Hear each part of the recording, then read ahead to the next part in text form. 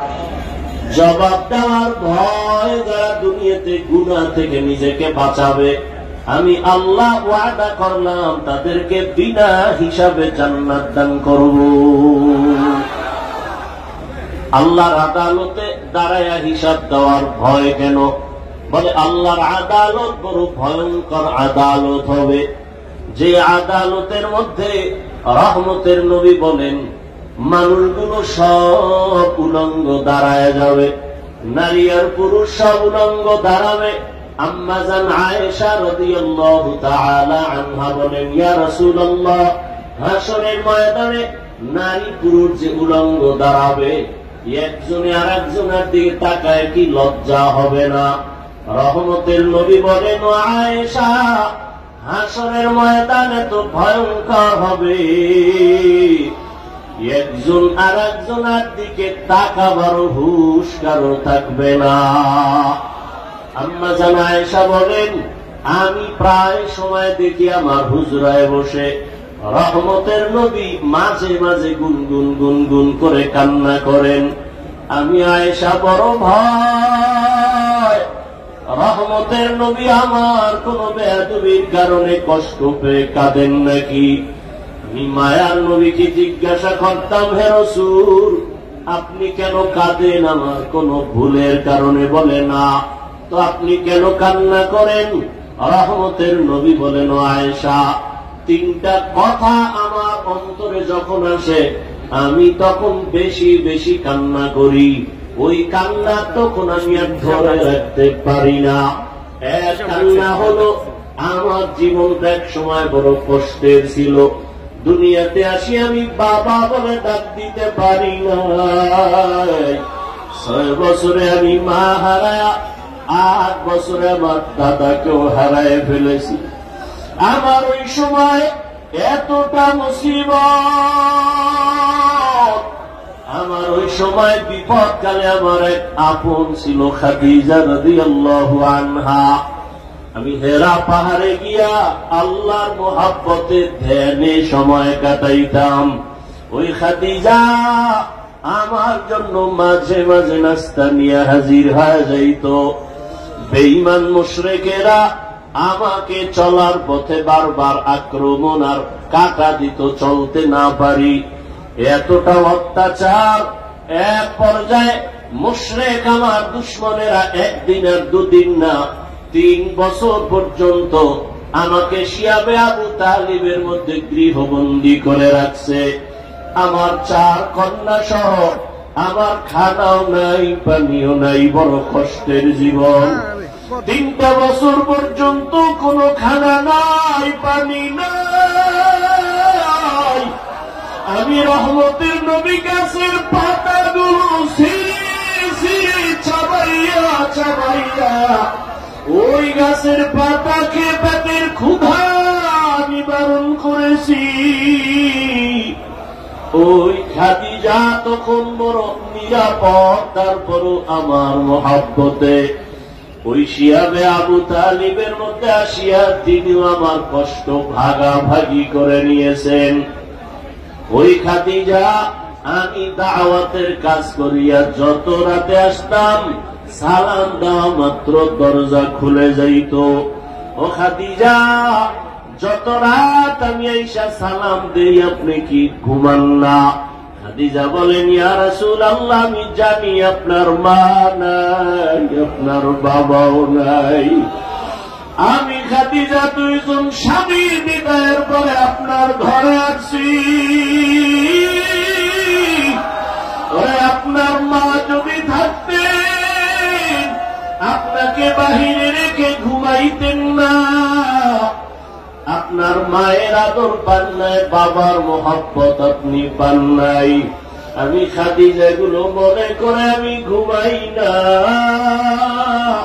রহমতের নবী এসে কখন আমার ঘরে এসে ডাক দিবেন। যদি নবী কষ্ট পেয়ে যায়, আমি খাদিজার জিন্দেগি বরবাদ হয়ে যাবে। ও আয়েশা, ওই খাদিজার কথা মনে যখন আসে আমি চোখের পানি ধরে রাখতে পারি না। আর একটা কষ্টের কথা যখন আমার মনে হয় আমি চোখের পানি ধরে রাখতে পারি না। কালেমার দাওয়াতের জন্য আমি যখন হেঁটে হেঁটে তায়েফের ময়দানে হাজির, ওই তায়েফের ময়দানে যাইয়া কালেমার দাওয়াত দেওয়ার জন্য হাজির, ওই তায়েফের কাফের বেঈমানেরা বাচ্চাগুলো আমার উপরে যখন ঝাঁপায় পড়ল, লেলিয়ে দিল, তায়েফের ময়দানের কাফেরের বাচ্চাগুলো পাথর মেরে মেরে আমার রক্ত ঝরায়, বৃষ্টির মতো পাথরগুলো আমার শরীরে পড়িয়া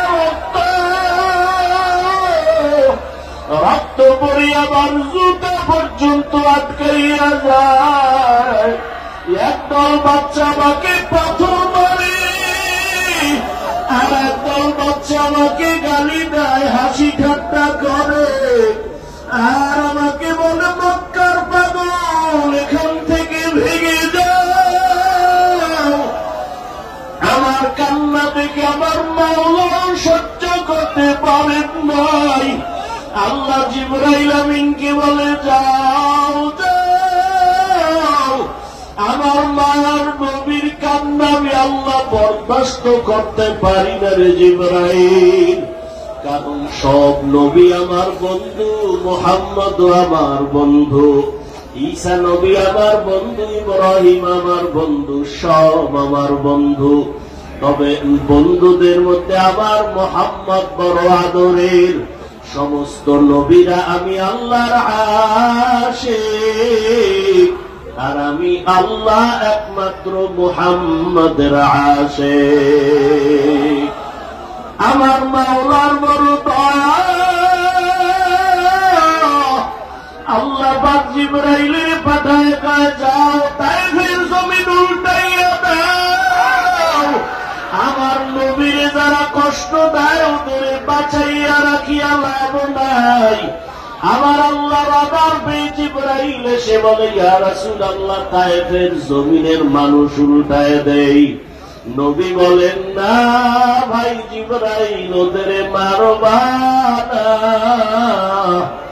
ওরা আমাকে চিনে না, জানে না যে আমি কে। ওরা যদি জানে আমি কেমন ইয়াতীম,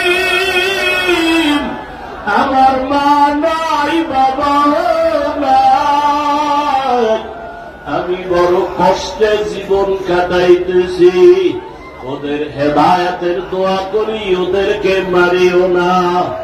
ও আয়েশা, যখন আমার তায়েফের কষ্টের কথা মনে পড়ে আমি আর সহ্য করতে পারি না।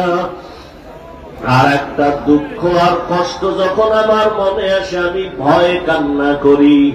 আম্মাজান বলেন সেটা কি? বলে হাসরের ময়দানের ভয়ঙ্কর হালাত। এমন অবস্থা হবে জমিনটা হয়ে যাবে তামা, সূর্যের গরমে মানুষের মাথার মগজগুলো টাস টাস করে ফেটে যাবে। হাসরের ময়দানে জাহান্নামের আওয়াজ, জাহান্নাম বলবে আল্লাহ বেনামাজিগুলো কই, আমারে দাও। ওই সময় নবীরা পর্যন্ত কান্না করবেন, আমার উম্মতের উপায় কি হবে? এই ভয় আমি কান্না করি, আমার উম্মতের কেমন হালাত হবে। দুনিয়াতে সূর্যের গরম সহ্য করা যায় না, বেতের বাড়ি সহ্য করা যায় না, গুনাহগারের জাহান্নামের আগুনের গরম ভয়ঙ্কর। আমার নবী উম্মতের হালাতের কথা চিন্তা করে কান্না করেন। আল্লাহ ডাক দেয়, বান্দা কত আর গুনাহ করবা, আমার আদালতে দাঁড়াইয়া হিসাব দেওয়ার ভয়। সময় থাকতে তওবা করো আর বলো হে মালিক, ওই গুনার কারণে আমার হাত না পাক, আমার চোখ না পাক, আমার জিহ্বা না পাক, আমার অন্তর না পাক। ও আল্লাহ, তওবা করি আর গুনাহ করব না রে আল্লাহ। এ জীবনে না করিলাম বন্দা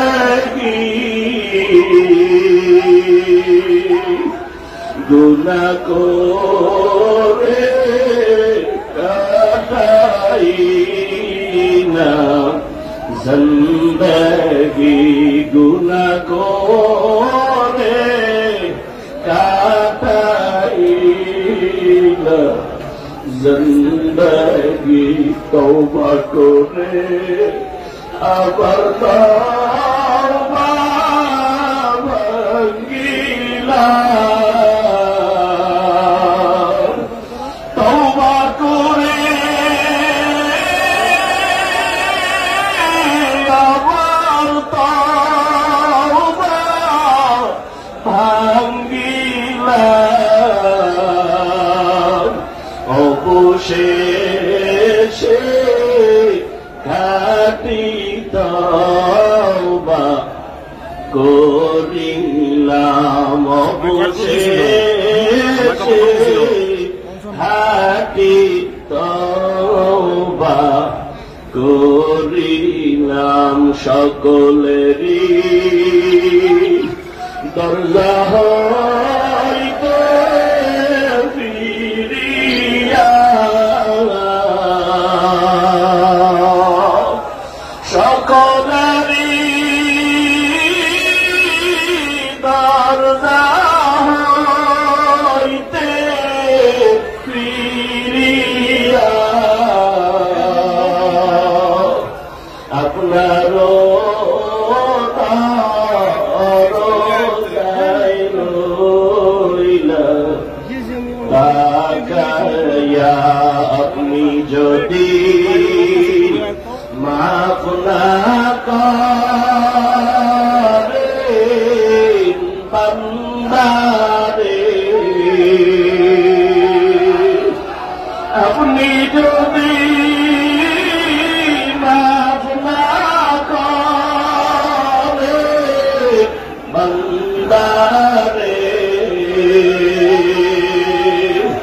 বলে না আপনার বান্দা যাবে কার দ্বারে।